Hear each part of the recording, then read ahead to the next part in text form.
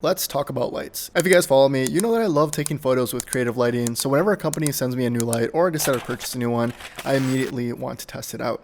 Recently, the people over at Ambitful sent me over a new light, and I want to share my thoughts on it with you guys. The light I'm talking about is the Ambitful Ef 200, and like the name suggests, it is a 200 watt light.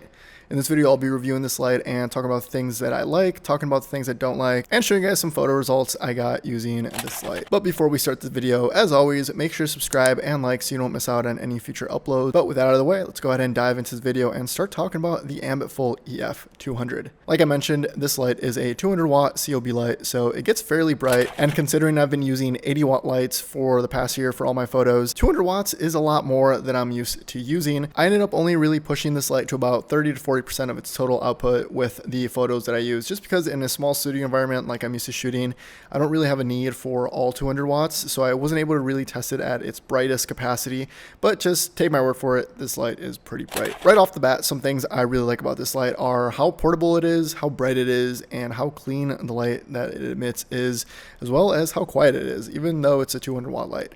Because all the controls and power management are built into the light housing, you only need to bring the light itself and a power cable, and you'll be able to use this light wherever you go.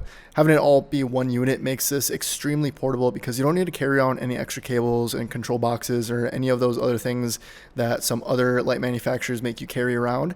You simply just bring this light, bring a cable, plug it in, and you're ready to go. And if you put this on a stand and boom it up somewhere high where you can't reach it and touch the controls directly on the light, that's not really a problem because this light allows you to connect to your phone and control it with your phone using the Ambitful app. One of the biggest negatives about having a light that's an all-in-one unit is that if you decide to boom this up somewhere where you can't really reach it, it's going to be a lot harder to change the settings.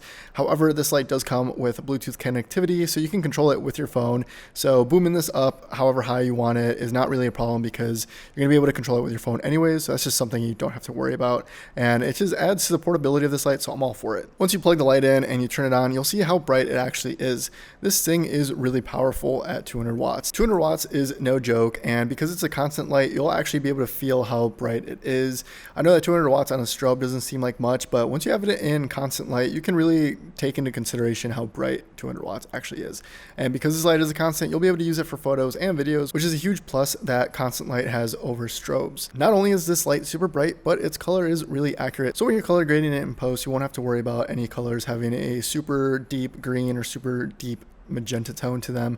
It's fairly accurate to what it says, which is 5600 Kelvin, and I had absolutely no problem with its color when I was editing. I also really like how big of a range this light has when it comes to how low it dims, because I have some lights that are pretty bright on the bright end, but they stay bright the entire way, and the amount of range that they actually have isn't really all that much, and 1% will feel more like 20% on some of my other lights. So the fact that this light, even at 200 watts, can dim to a very, very low amount of actual brightness is really impressive to me, and it's something that I really like about lights because you never know how low you might want to bring a light. Even though it's 200 watts and even though you're able to push it all the way to 200 watts, it's still nice to know that if you want to dim it to 1% and have it be really dim, it'll actually be really dim and you won't have to carry another light for those lower light scenes. At 1%, the light is very dim, and at 100%, it's really bright, but even at 100%, you don't have to worry about the fans cranking up because even though this does get to 200 watts, it isn't a loud light.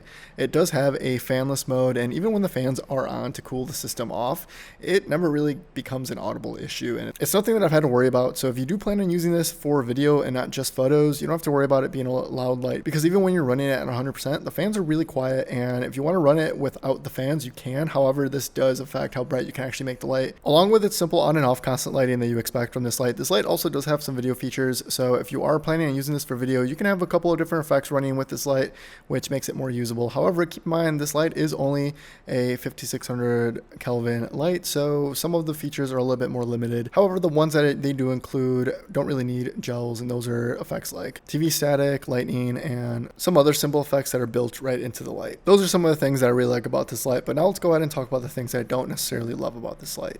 The first thing being that it is stuck at 5600 Kelvin, which to me isn't that big of a bummer, but it is something that you must keep in mind when you are looking at purchasing this light. Like I mentioned, this light being a Kelvin balanced light isn't the end of the world because it is still really bright, and you can always use some gels and some light modifiers at the end of the day if you do want to change this to an RGB light or change its temperature. However, you have to keep in mind that when you do start putting things in front of the light, it does reduce its total output, so you won't really get its true 200 watt output if you are using gels and other light modifiers. The other thing I don't really like about this light is that it did not come with a carrying case, meaning you'll need to have one already that can fit this light and the things that it comes with if you plan on taking it anywhere with you. Case would have been nice to include, and although it did come with like a little styrofoam packaging case that I guess can hold the light, it's not really an ideal case to bring anywhere outside of your studio. So if you do plan on getting this light, make sure that you already have a carrying case that can hold it, because it does not come with one, unfortunately. However, other than those two things, I don't really have anything negative to say about this light because I really enjoyed using it, and the times that I did use it, I didn't really run into any problems because this light does what it says it does, and it does it really well. And that's really all that I really care about when I'm using lights, is I just want to make sure that they work and they do what they say they're going to do.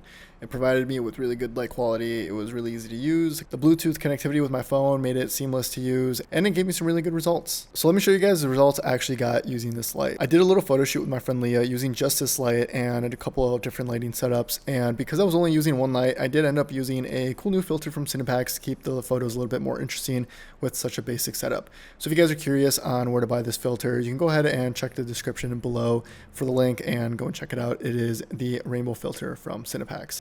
I ended up keeping this photo shoot pretty simple, and I just put the light on a C-stand and just used its reflector that came with it, and I just boomed it in a couple of different locations, as you guys see in the video, and these were the results that I got using just this light. As you can see, the tones and color accuracy are really nice. I of course edited it a little bit in post to my liking, but editing them with a daylight balance preset worked perfectly, and I didn't need to change any of the temperatures or change any of the colors to make sure that the colors were how I wanted them to. They were exactly how I wanted them to be with a daylight balance light straight out of the gate, meaning that the color accuracy of this light is really good. My final thoughts on this light is that it's a really good light. I would definitely recommend it to anyone in the market for a 200 watt light that isn't super expensive. As you guys know, Ambitful has been supporting this channel for a long time, so I always have some really nice things to say about their light, even though they aren't that big of a brand. I definitely recommend you guys check them out and check out some of their other lights that they have. But with that being said, thank you to Ambitful for sending me this light. And if you guys want to check out the light and buy it yourself, you can check the link in the description below. But thank you guys for watching. Make sure you follow all my socials at MoodyDarkRoom. And with that being said, I will see you guys in the next one. See ya.